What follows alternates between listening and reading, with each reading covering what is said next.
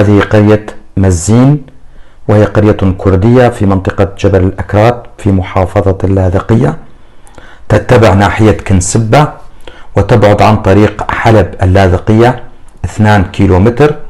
يقال بأن اسمها جاء من طبيعتها الجميلة بسبب كثرة أشجارها وينابيعها والجبال المحيطة بها. عدد سكانها حوالي 1500 شخص، جميعهم كرد لكنهم لا يتكلمون الكردية للأسف.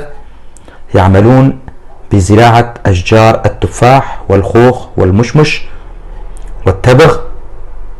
عائلاتها أبو خليل، الحلبي، أبو علي، بريمو، مريم، محمد، عيشو، عابدين، بقداش، حسنو، حمودي، درويش، رمان، سراج، سليمانو، شيخاني، صهيوني، طايع.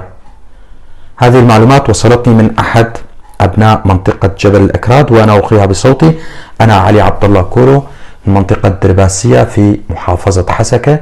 أتمنى كما يتمنى كل الكرد الناطقين بالكردية أن يتكلم أهلنا في منطقة جبل الأكراد بلغتهم الكردية، فلغتنا الكردية هدية من الله وعلينا أن نتعلمها وأن نعلمها لأولادنا وأن نسمي أولادنا بأسام كردية.